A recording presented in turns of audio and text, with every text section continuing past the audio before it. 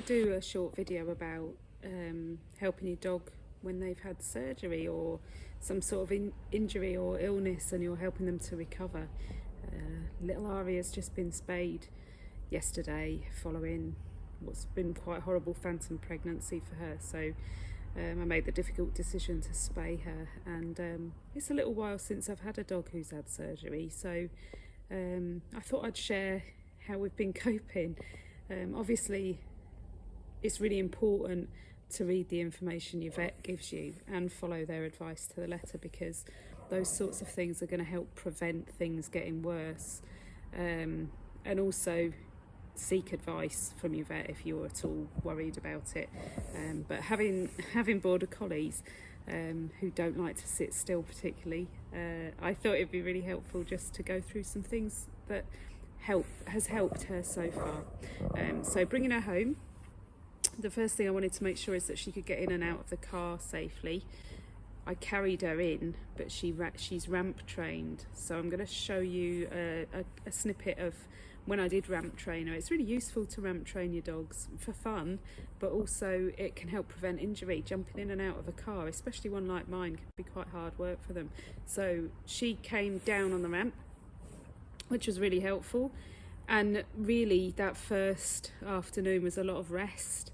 Rest's really important. I was shattered as well because I've been really worried, so we did a lot of slonking around and watching telly, which is something neither of us do much of, so that was important.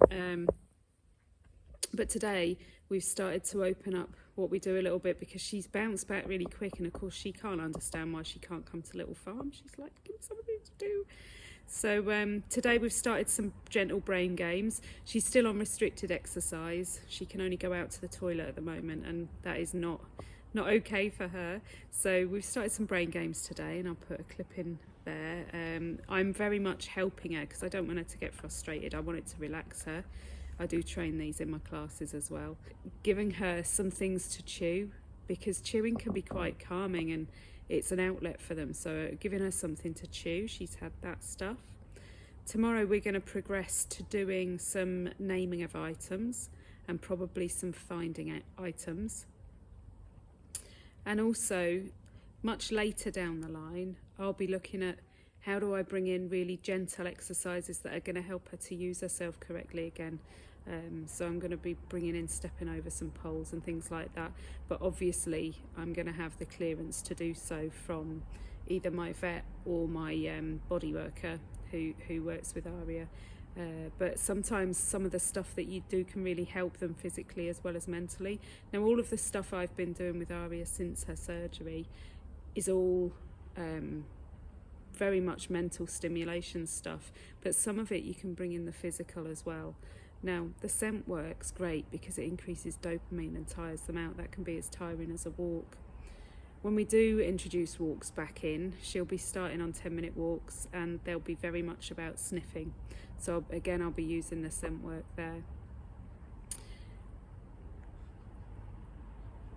Also, another aspect to think about is the fact that I've got two dogs, and they do like to bounce around. So I've been having to look at how I manage that. Now, I'm quite lucky in it. I've got a few floors to the house, so Ragnar has got his own bit, and I've made a pen that comes into the living room so he can come in and see, but he can't jump on because he's really boisterous, and she's clearly not in a position where she wants to be jumped on. So he can come in and he can sit with us, he can watch telly, but he can't jump on her. I'm also relegated to sleeping in the living room with Arya, which is where I'd want to be, obviously, but it's not the most comfy. So I'm sleeping downstairs so that she doesn't have to go up and down the stairs, and the boys are upstairs. So that's how it is at the moment. I'm lucky enough that my living room has the front door on the same level. So when I walk Arya, I can take her out there without having to go past Ragnar, and Ragnar can go out the back door, which is one floor down. You might not have something like that, so this is where the use of baby gates and pens comes in really handy. So things to think about there. Some ways to deal with it physically in terms of the ramp training, the management and that side of it, but then also some things to do with your dog to help them. Obviously, moving forward, you'd be looking at how to help them recover from a muscular perspective because surgery is quite a thing, but that's something I would be doing with my body worker. I'd be talking to them about what exercises are best. I hope you found that helpful. Bye.